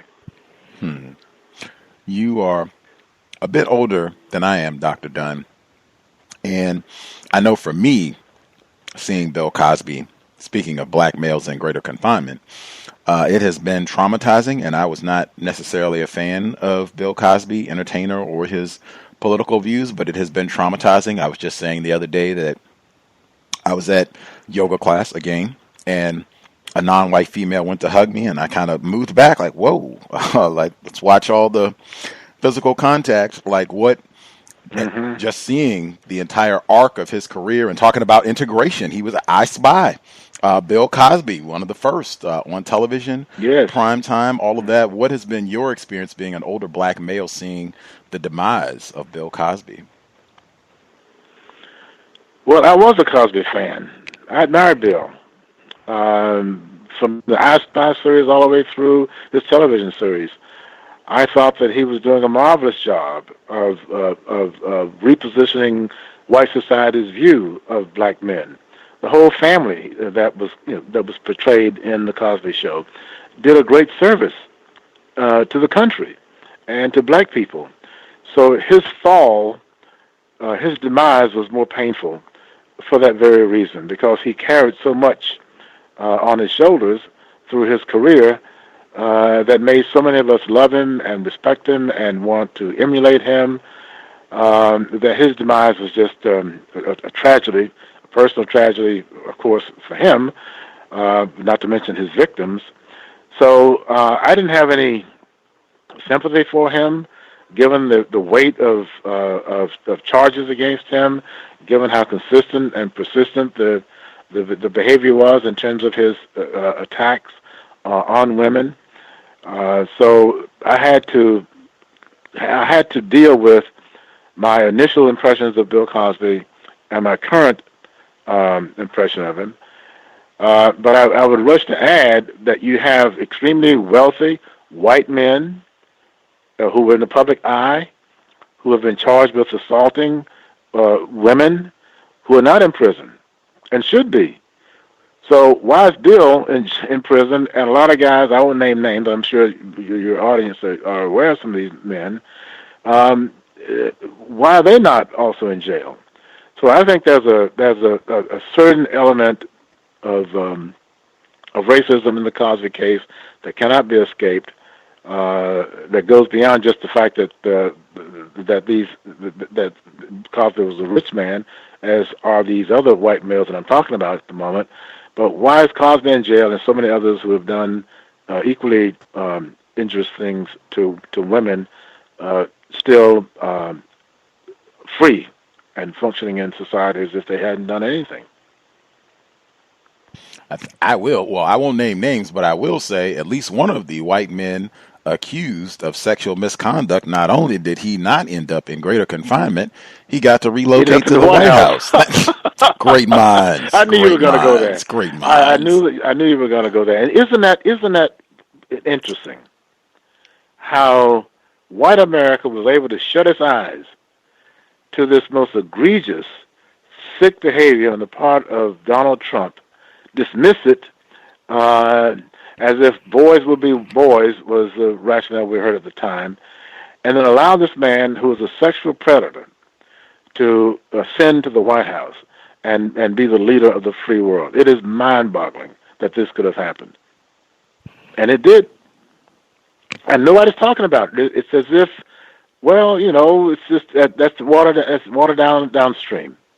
That's not even being revisited. That we have someone who is leading our country who has been among the most dangerous characters to women, given what we know about Donald Trump's attitude about females. And black people. His views on sexual misconduct in New York, the Central Park jogger case, speaking of raping black males, where these young black teens were falsely convicted of raping this white woman in the late 1980s. Mr. Trump in the 80s, he took out that big ad, the Central Park Wilders, and we need to bring back the death penalty. We need to get more black males on death row as a result of this case. And then once they got the DNA scientific evidence that, nope, wasn't them, and in fact we got someone else who confessed to this, well, I still think they're guilty and they don't deserve any compensation. That was 2 years before he became president, commander-in-chief, that he was sticking to his... Go ahead. Well, I was just completely agreeing with you. Trump's attitude towards blacks was mirrored in his attitude towards Jews. Someone interviewed him and I think quoted accurately Trump having said at one point that he wouldn't let anybody count his money but a Jew. An elderly Jewish man with a yarmulke on his head would be the only one that he would allow to handle his money. He didn't think black people could count, did not have the ability to be accountants. So this man, I don't believe those attitudes have changed, frankly. Grown men don't change their basic attitudes very much as we go through life. So we have someone who is, there's no surprise that that Nazis, neo-Nazis, Ku Kluxes would find themselves in common company with Donald Trump. And I know America needs to move away from that perception of the president because he's in the White House and because we have a vision of a president as being above those kinds of things. But we have an outright racist person leading the free world. But not just racist attitudes, but attitudes that are very hostile and negative towards Jews, even though his son-in-law is a Jew and his daughter is a converted Jew, his grandchildren are Jewish. This man's basic attitudes towards these minority groups, in my view, have not changed and will not change. Context of white supremacy. Again, our guest joining us live from Florida, author, historian, Dr. Marvin Dunn. If you have a question you would like to ask Dr. Dunn, especially our listeners in the Florida area, go ahead and get a hand up. Do not lollygag. We do not have Dr. Dunn for the entire evening. The number again, 641-715-3640. The code 564-943#. Press star 61 if you would like to participate. I was flabbergasted when you were talking about your work on death row. Have you been able to, with your work, get any of the black males to stop them from being executed? Yes, not all. Some of my clients are still at risk of being killed by the state of Florida. What has resonated most often in the cases where I have been able to go in and testify before a jury or prepare a report for a judge to have him or her revisit a death sentence, the thing that seems to resonate most often in favor of my clients has been their early life, their family life, the fact that so many of them were abandoned, not just by their fathers, but also by their mothers. What we've seen happen, particularly since the 1980s and moving into the 90s and 2000s, is that we have an abandonment of children, not by the fathers, but by moms who've been lost to the street, lost to the pipe, lost to to the evils of society. And so their boys in particular grow up without the capacity to measure their behavior, to restrain their aggression, more inclined to drift towards gangs, drift towards illicit behavior, and therefore more likely to be arrested, and then possibly to have their behavior eventually result in killing somebody, and then being placed in jeopardy of losing their life for it. But when I can go into a courtroom and show my very first client, as a matter of fact, I was able to help save, was a black man who had killed his wife with a knife, and then raped his stepdaughter, who had Down syndrome, tried to kill her. She lived, and then also attacked his stepson, who was also suffering from Down syndrome. And it was a horrendous murder. It just outraged the community as well it should have. So this man was seen as a pariah. Someone certainly ought to be put to death. Killing his wife, the bloody knife in his hand when the police finally broke into the house, the two children attacked by this man. It took me almost a year to get him to tell me his full story. And what had happened to him was that his mother was a crack addict in New York City when he was a little boy, from the time he was a baby, and his brother as well. And she would go from crack house to crack house, crash for days, be totally out of it with these two little boys. And he was raped several times when he was 5 and 6 years old. Never admitted it, tried to hide it, was ashamed of it, but eventually I was able to get him to tell me what had happened, and then we were able to substantiate this with his aunt. His mother had passed away, and others. And once that was made known to the court, he was sentenced to his life. He was sentenced to life without any chance of getting out, but at least he was not killed. But it takes those kinds of extreme examples of black men who, as boys and young infants, had no mom present, much less no dad present, to help them navigate their lives in such a way as to avoid being sucked into crime, and eventually even into deadly crime that could lead to them possibly losing their lives. So out of the 35 or so clients that I've had, I would say 2/3 of them fit that mode to a greater or lesser degree. So parental abandonment has been the main argument that I've been able to use to help some of these men not be killed. Wow. Yeah, I spent a lot of time on death row. It's amazing, and the guys seem to relate to me as a father figure. It's someone who was not there in their real lives. So, here I am. I come to see them a dozen times. I'm with them 2 or 3 hours at a time, just the two of us in a room. No one's listening but just me, and they open up. And I find out the most fascinating things about these men. And you cannot escape the fact that they are black, having been part of the reason why they're on death row. But these psychosocial and economic factors also play into it. And what happens with a lot of my clients is that over time, they become so angry, so disregarding of human life, that they can do some very, very terrible things. I have 2 or 3 clients who I had to ask them, you robbed the guy, he gave you his car, he gave you his money, he gave you his watch. Why did you shoot him anyway? What I've been told in a few cases, he dissed me. He looked at me wrong. I had a gun on him, he still didn't respect me. So I shot him.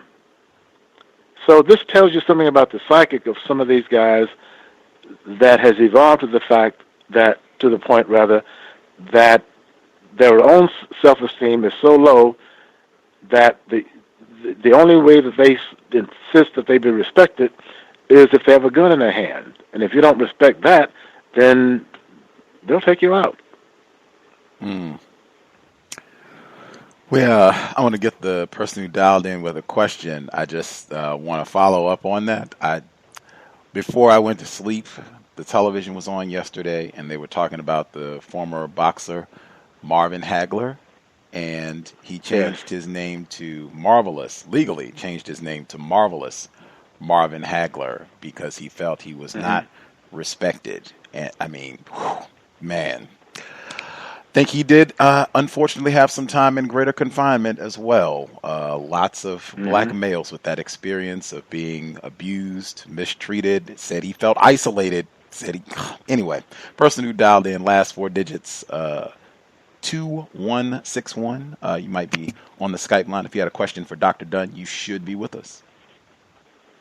Hey, greetings, Gus. This is Scotty from North Carolina. Greetings to you and the Gus. Greetings to you, Gus, and Mr. Dunn as well, or Dr. Dunn. I just had two quick questions. One about racial violence, and the second one about Mr. Gillum's campaign. I'm sorry. Did you say something? No, I'm listening. Go ahead. Oh, okay. Sir, you're about my mom's age. You was born in the 50s. I was born in 1966. So, I'm interested on your take on, just for example, in Charlotte, North Carolina, we had this racist white woman who was verbally, and some might interpret it as physical harassment, two black women. One of the black women lived at the apartment complex in question. She was having car trouble waiting on AAA. I don't know if you heard about that. And this white woman, inebriated, came up to them, questioning if they lived there, and bragged about how she was white and how she's beautiful, and talking about the $125,000 a year that she make. I mean, it was just a blatant act of terrorism. Well, I read today that the Charlotte Mecklenburg police charged her with communicating a threat and simple assault. And also she had called 911 and lied, and they charged her with 2 counts of misuse of 911, which is a misdemeanor in North Carolina. Now, me growing up, coming to age, or, becoming aware of my surroundings in the 70s, 80s, and thereafter, never in my life have I seen white people getting arrested, let alone charged, and having to go to court to face charges of racial terrorism. What do you think has changed? Because I can't imagine that happened anytime during your youth. Oh, no. No, not at all. When I was coming up in the 40s and 50s, being insulted by a white person was expected. You had no right to take offense to being called a nigger, or to being dismissed, or to be cheated on your pay, and to have white anger tossed at you for even questioning the way that you were being treated. What has changed about that? Well, I think, in all fairness, the degree to which that happens has become less frequent. But I don't know of an instance in which a black person, black woman, has been arrested for the same sort of verbal assault against a white person. I'm not aware of those kinds of a case like that. Okay, I am, but moving on. My next question is in reference to the Florida election, and also was referenced the 2016 election of Donald Trump, which was no surprise to me, and I expected him to win, especially when I found out who his opponent was going to be, which is the documented. Now, this isn't me saying she's a racist. There's evidence of Hillary Clinton being a racist. She's back in the news saying she can't tell the difference between these two prominent black men. All black people look alike. And I understand that she endorsed Mr. Gillum down there. And some people saying that's like the mark of the beast or something, that if you want to lose, if you want to energize, the other side is just how Hillary Clinton endorsed you. So if the man does lose, I would suspect it's because she endorsed him and turned out the enemy. What are your thoughts on that? And I'll take the rest off listening to you later. Thank you. Okay. It's a very good question. the endorsement of Hillary Clinton of Andrew Gillum was questionable because Clinton has a lot of enemies in Florida, and the mere fact that Andrew allowed himself to be associated with her did cost him possibly with some people who do not like Hillary Clinton. But in that appearance that Hillary had with Andrew, in the time that she spent with him, she raised over $2 million for him, and that's not to be sneezed at. So they sort of cut both ways. She was able to come in and pump a couple of $1 million into the campaign. The folks who possibly had some problem with Andrew accepting help from Hillary may not have voted for him anyway. But you're correct to anticipate that the Clinton support, Hillary Clinton support for Andrew did cut both ways. It probably certainly energized some whites who hate Hillary so much that even if they weren't going to vote before, when Hillary came into the picture, it may have energized them to go out and be sure to vote against Andrew.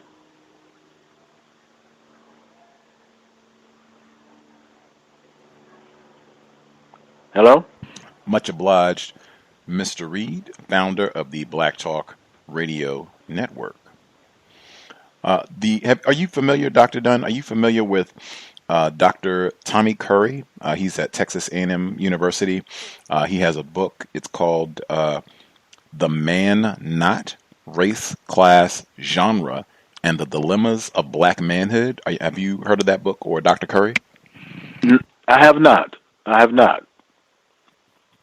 Wow. Given you're introducing him to me, I'll make sure that I Google him as soon as we hang up. I've not heard of him. Tell me, are you there? Yes, sir. You said tell you. Yeah. So, tell me just a little bit about what impresses you with his work. I'm going to look him up once we finish talking. Well, he's been a guest on our program many times. His book. We're reading his book for our book club starting tomorrow evening, 8 p.m. Eastern, 5 p.m. Pacific. But his book specifically is about black misandry. And he has George Stinney on the cover of his book, the picture that was taken just before he was executed, 14-year-old in South Carolina for listeners. And his book, it looks at the anti-black male bias that is rife within the system of white supremacy and how that cannot be discussed. In his book, it focuses a lot on sexual violence against black males and how that topic is not discussed within the academy at all. And the assumption is that if you are a victim of rape, it's female, that males cannot be victims of rape, and certainly black males cannot be victims of rape, and how that gets overlooked and how that's been such a huge component of racism. So to overlook that is overlooking a huge component of what has been done to black males. A lot of it looks at black misandry and the unique vulnerability that black males have within the system of white supremacy and how that's avoided. And just a huge chunk of our dialogue this evening, you talking about the response to you when you're out campaigning, you got your signs up and the white people come by and roll their windows up. You, a 78-year-old with a doctorate, no less, and published countless books. The response... the response that you were saying just in general, whites being fearful of black males in particular, and then your prison work. I mean, that is right in line. The sexual abuse, the abandonment with parents, all of it. I mean, that is really at the core of it. The Man Not, Race, Class, Genre, and the Dilemmas of Black Manhood. But I was going to tell him about your work, like, wow, he should really... investigate, what you're doing down in Florida. I'm sure he would love to include some of that in his study of black males. I'm going to investigate what he's doing as well.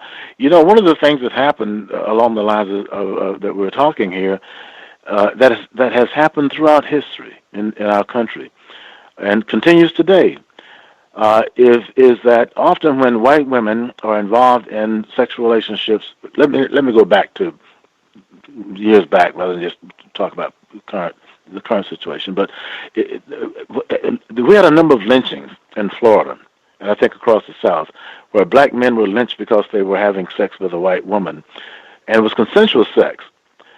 But once the relationship was made public to white men, the white woman claimed that she was being raped or forced into the situation.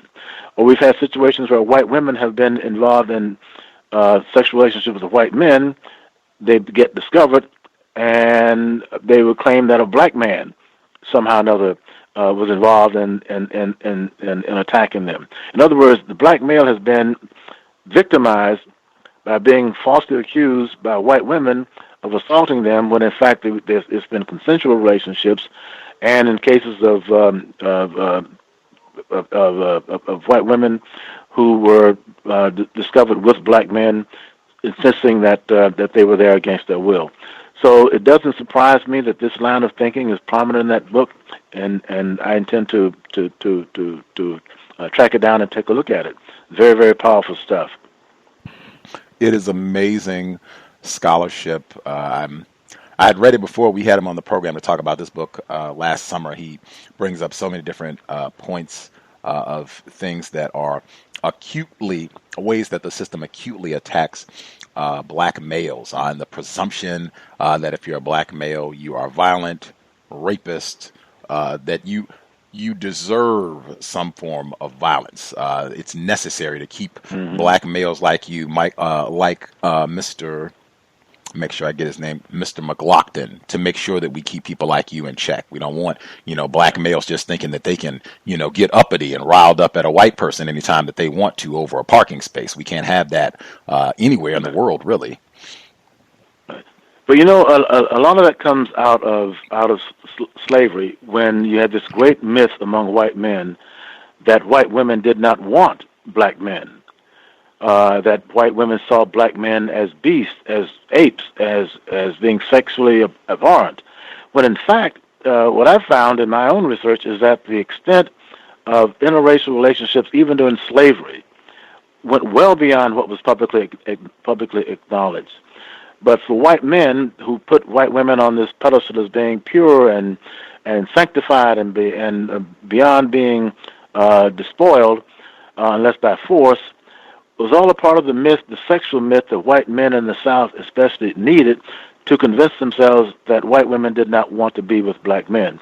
When in fact, the attractiveness of black males, even going back to slavery, was very prominent with white women, and many of them, and girls, and many of them sought out black men at the peril of the black man losing his life and of the black woman being exiled from the community. So one of the things that I think has not been explored significantly historically has been this white male myth of white women rejecting black men sexually and seeing them as beasts and seeing them as dangerous to their beings, when in fact the amount of attraction to black males has been very prominent from the first slaves that were disembarked in Jamestown. Interesting research. That is an area that has always sparked a lot of interest. So I'm sure if that book doesn't exist already, some folks have probably already got the wheels turning to crank that one out. Well, what got me really interested in this is I was looking at lynchings. I found cases in Florida where white men have been lynched. Not many, but there were some instances in white men who were being lynched, usually for cattle rustling or murder or killing a sheriff or something like that. So we had some instances where that did happen. But I have yet to find one case in which a white male who was lynched was castrated. On the other hand, you find many instances of that happening to black men and boys. What is this business about attacking the genitals of black men and not those of white men who've committed equally egregious crimes?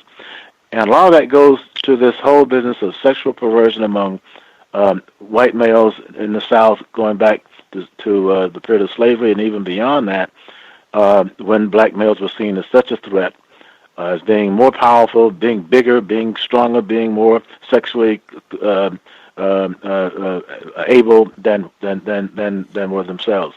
So we have a lot of ground to uncover on the unexplored question of the extent to which black males have been victimized as a result of their sexual relationships with white women, and the extent to which the attraction between the races has been so suppressed in history as to make it appear to be non-existent, when in fact these kinds of relationships were much more prominent than is recognized today.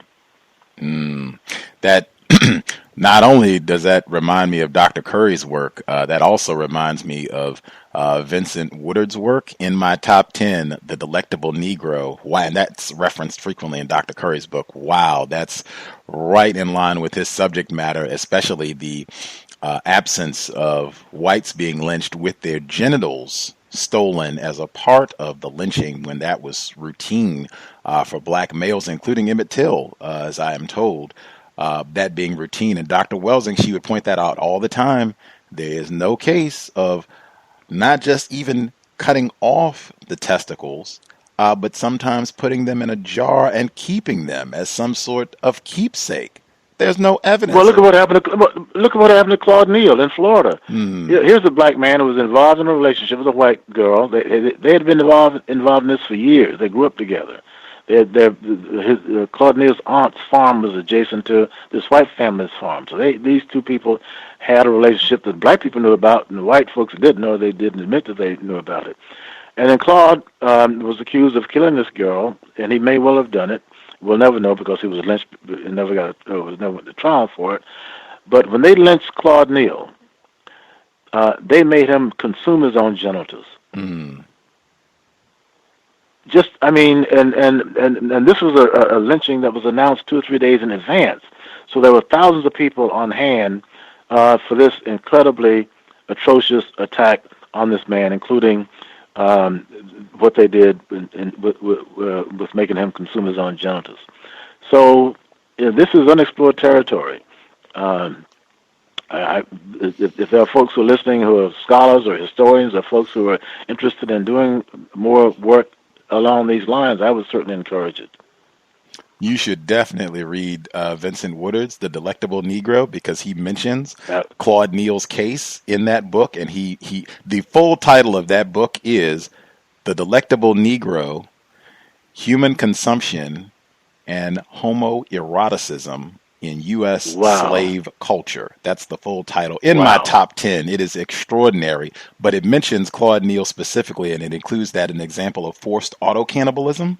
And it talks, it said exactly as you just said, all of this is unexplored, that there are lots of anecdotes of this happening all throughout slavery, and a lot of it is sexualized and things that whites are doing, and even thinking about castration as a homoerotic act of white males focusing on the genitals of another. Vincent Woodard, The Delectable Negro, Human Consumption and Homoeroticism. I just wrote it down. In U.S. Slave Culture. Top 10, and courtesy of Dr. Curry. He's the person who told us you should read this book. It's fascinating, and it is. Wow. But Claude Neal, you'll get there and say, oh, yep, they spend quite a bit of time talking about Claude Neal's case down in Florida. It has been a pleasure. One of our favorites on the cows, Dr. Marvin Dunn. Again, our residents in Florida, it is mandatory that you have the book, The Beast in Florida, A History of Anti-Black Violence. Get the most recent text, A History of Florida Through Black Eyes. Just spectacular scholarship. You will learn, even if you do not live in Florida, you will learn a lot about the system of racism, white supremacy, what it is, how it works. Wow. And pay attention to the governor's race. We will be looking for the new book. I am going to, if I had to flip a coin, Trump, he won in 2016. I'm going to ride with the president and say that it'll be a thin margin, but they're going to ride with DeSantis, that he will be the next governor of Florida. That'll be that. If I was a wagering man, I would go with DeSantis by a razor thin margin just because of President Trump. But hopefully I will be wrong, and it'll be new book. You said the first 100 days of the Gillum administration. You want to get the book done? That's correct. That's correct. A Black Star Rising, how Florida elected its first black governor. It'll be out about 90 days after the election. Hopefully, we can have you back on the program to review the brand new book, Rising Black Star, with first black governor of the Sunshine State, Andrew Gillum. And you could say, I was out there, I was picketing, I battled racism, they were rolling up their windows, and I picketed, I did my part to get him into office, and let's keep it rolling. And all the way to Washington. This is just a pit stop on the way to Washington. All right. It's been a very enjoyable evening. My wife said an hour at the most and then come to dinner, but it's been a great conversation. I've enjoyed it immensely. Would be happy to be on anytime you want to give a call. My apologies to your wife. Dinner is super important. Please go enjoy your meal. Thank you so much, Dr. Dunn. All right. You're welcome. Good night. Take good care, sir. Context of white supremacy. You can go back in the archives. We spent the entire program in 2013 discussing The Beast in Florida, A History of Anti-Black Violence. There's so much constructive information in that book. One paragraph.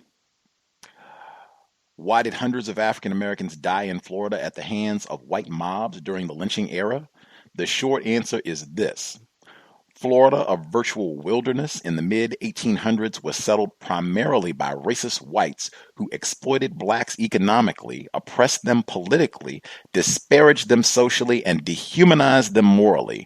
Under those conditions, anti-black violence ran amok in Florida. Proportionately, more blacks were lynched in Florida than in any other state. Only external intervention by the federal government starting in the 1950s brought about massive contextual change and a reduction in anti-black violence in the South and in Florida. I will stop there, but the book, spectacular. Dr. Marvin Dunn, always great to have historians on the program. I think I've said it for years now. I was going to say a few times, but I've said it for years. Making a study of local state history, or wherever you happen to be. We have people that are not in the States, just local, wherever you happen to reside, just studying things that have happened in your area. You can learn a lot of constructive information about what it means to be white, how the system of white supremacy works. One thing I'll check, and then I'll make sure if listeners have any comments they want to share. We were on an hour earlier today, may have really thrown some folks for a loop. We had the whole holiday, so I don't know if folks were trick-or-treating or what have you, but we were on an hour earlier. If that, befuddled folks who are tuning in or what have you, the archives will be available. No worries. But one thing I do want to make sure that I emphasize, the reason that I do think it's very important that we resist the language of there's something unique or special about right now, that somehow things have changed, that things are different than what things have always been in the system of racism, white supremacy, is, again, we're striving for accuracy. I think it is totally ludicrous. It's totally incorrect for us to talk about and say, well, because a white person went and bombed a church or shot up a church, or two white people went and bombed and shot up a church or killed a number of people, that there is something new and different about that sort of behavior, when whites have been doing that for centuries and brag about finding new ways and all the new military technology and interventions that they have created to kill more people and do it in even more exciting ways and have 3D lifetime imaging of people being killed.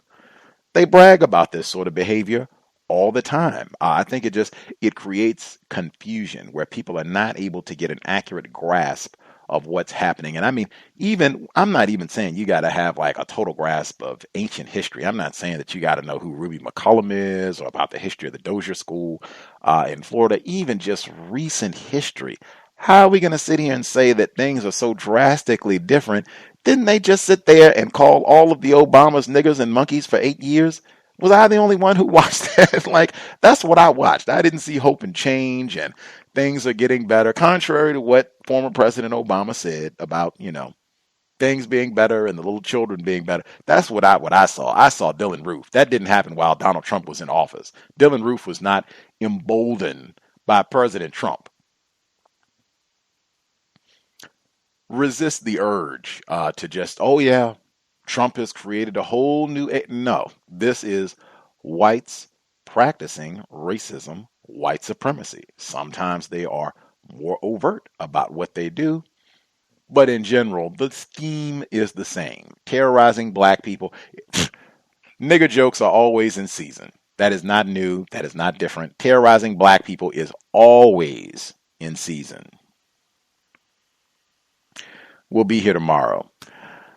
Dr. Tommy Curry's The Man Not. I am so excited to read the book, especially given what we just read with Black Love is a Revolutionary Act. Was able to get one quote from that text today. I asked Dr. Dunn the quote from Black Love is a Revolutionary Act. The black male who breeds with a white female represents the single biggest threat to black liberation. He didn't think that was accurate either. Anywho, the new book, The Man Not, will be starting tomorrow. Again, the book club is now on Thursday. That is to accommodate listeners who are outside the states who might want to participate. It's very late for them. Stacy, she's been hanging with us tough for workplace racism for about a year and a half, and she said it'd be easier for her to stay up late on a Friday since she does not have to work on Saturday. So reversing it, book club will now be on Thursday, 8 p.m. Eastern, 5 p.m. Pacific. That's tomorrow for Dr. Tommy Curry, The Man Not.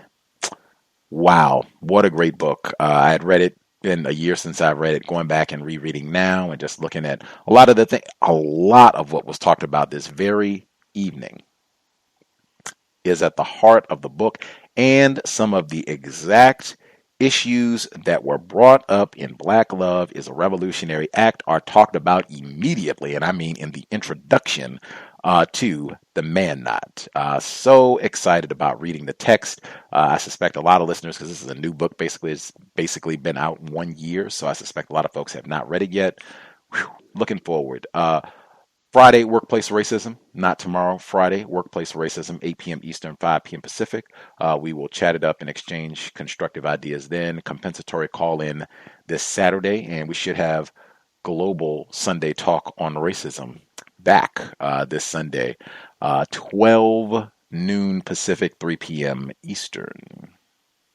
Drop an email untiljustice@gmail.com if you have questions, gripes, complaints, any of the above.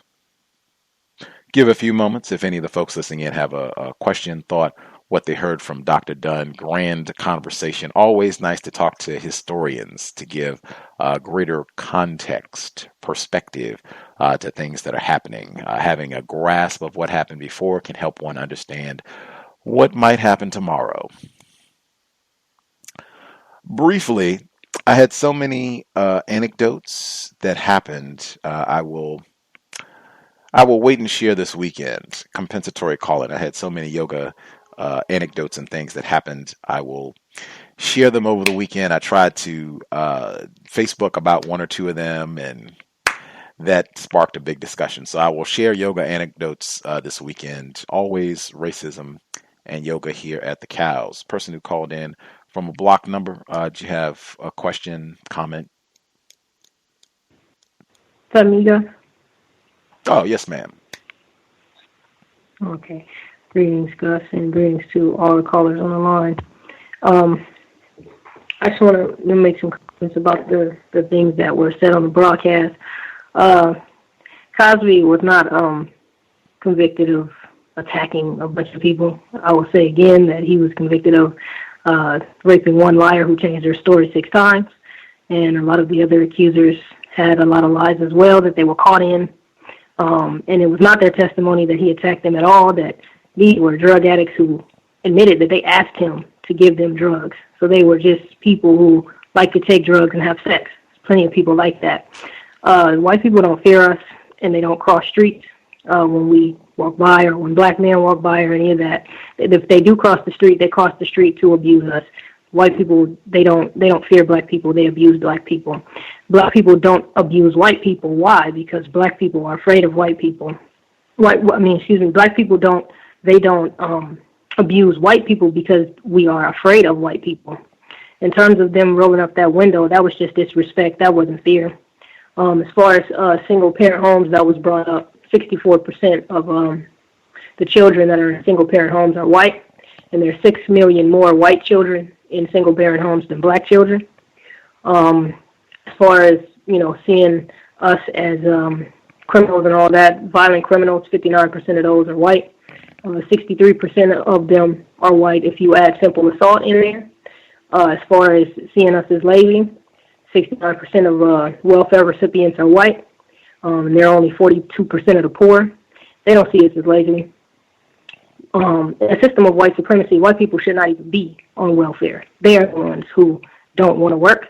Let me see, I'm almost done. As far as like the greatest obstacle, and he made a statement about how we push to be near them. Black people have never pushed to be near white people. If anything, we've pushed to have better schools and better jobs and better homes and all these different things, and unfortunately white people are the people who have them. So that's what we have always been trying to get. It was never about trying to be by white people. The greatest obstacle to black liberation, it seems to be confusion, which is white people's fault. So it goes back to the greatest obstacle to black liberation is white people. Most people on crack, so-called, are white, and that's always been the case, and that term crack is incorrect, especially when you're using it towards black people. The last thing I wanted to say, as far as murder and all that type of stuff, most of the people who are exonerated for murder, 50% of them are black. For rape, 59% of them are black.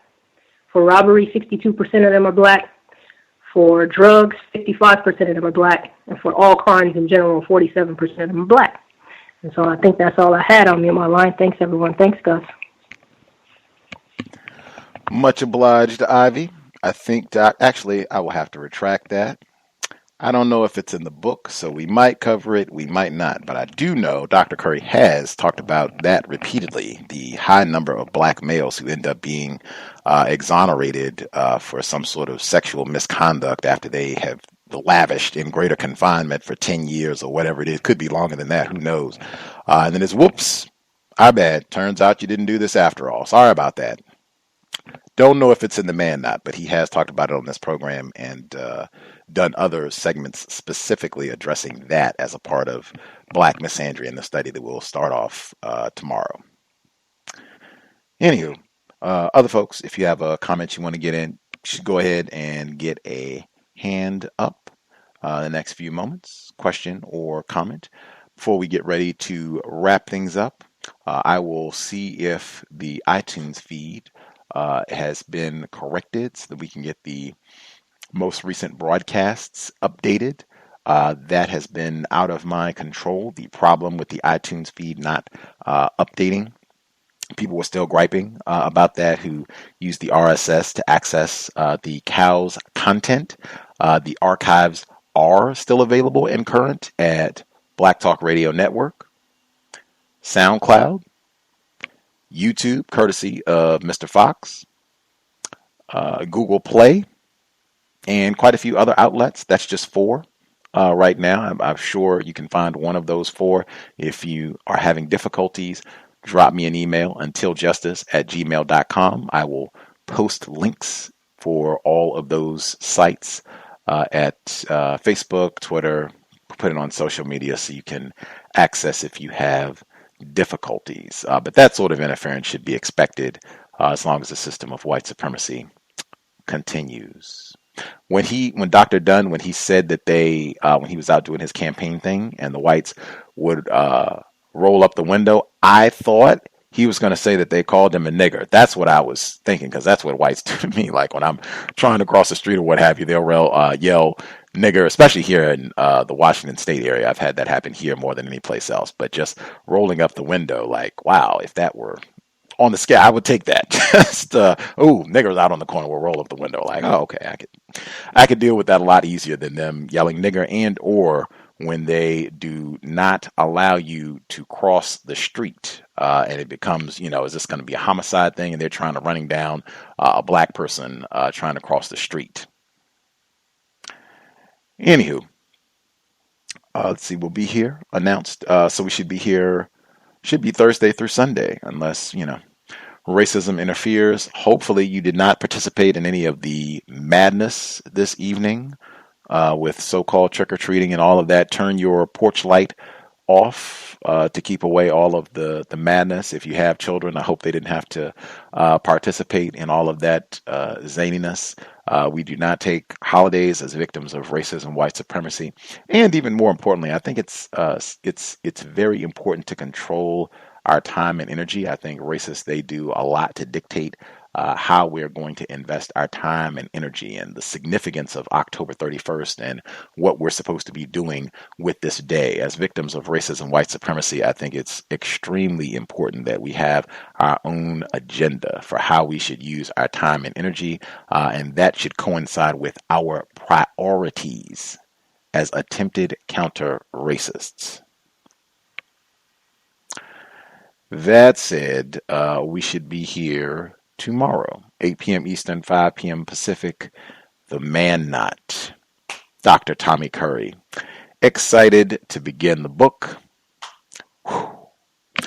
If you have other questions, comments, untiljustice@gmail.com. Much obliged for folks tuning in. I hope it was a constructive investment of your Thursday evening where you could have been doing all kinds of things. I am sure. Sobriety for sure on this day. Sobriety would be best. If you're going to be out and about, if you got to go do any driving this evening or anything, you certainly want to be sober. I am sure they will have sobriety checkpoints set up, especially if you are in an area that has a high concentration of dark people. Be mindful of that. And it might even be good to just stay in the house, because I suspect even if you are sober, there are going to be a lot of individuals on the road who are not sober this evening. And this is just an excuse for all sorts of incorrect behavior. And a lot of times that leads to violence. They're kind of glorifying that with a lot of this anyway, with the lynchings and axes and blood and all of that. Might be best to just, call it a Wednesday and be rested and refreshed for a Thursday, because racists will be done with the trick-or-treating and they'll just be back to flagrant racism, white supremacy, November 1. So might be best to just call it an evening and get prepped for an early Thursday. Either way, sobriety would be best under conditions of white supremacy. Remember the Grandcestor, Dr. Francis Cress Welsing. Certainly, if you're going to be out and about in a vehicle, we want to be sober and buckled up. Let's do all that we can to minimize contact with race soldiers, badge or no. That said, Creator, we ask that you help us remain patient with other Black people, victims of white supremacy. We ask that you help us remain patient with ourselves. Remind us to demonstrate the highest levels of Black self-respect at all times, in all places, each and every time we are in contact with another Black person. It has been time. Replace white supremacy with justice immediately. Cal signing out. Thanks all for tuning in. Nigga, you so brainwashed. I'm a victim, brother. Problem. You're a victim. I'm a victim of 400 years of conditioning. Shut up. The man has programmed my condition. Even my conditioning has been conditioned.